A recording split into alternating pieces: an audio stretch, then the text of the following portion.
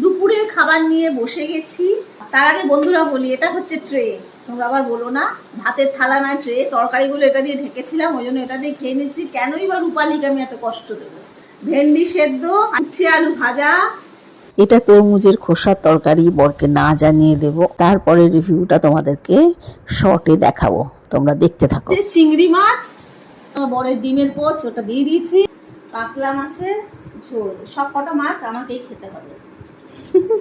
এমন মাছ খাবো যে কমসে কম 1 মাস বলবো মাছের দিকে তাকাবো না, খাইয়ে দেবে আমাকে। তুমি বারবার বলো রেকর্ড করে রাখো। ঝোল খাওয়া হয়ে গেছে।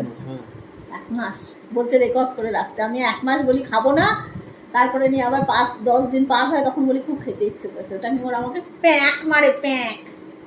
এইরকম প্যাক আমাকে মারছে, কারণ আমি মনটাকে সংযুক্ত করতে পারছি না যে মাছটা একদম খাবোই না, জীবন থেকে বর্জিত করে দেবো, পারছি না ওটা আমি। যাক গে,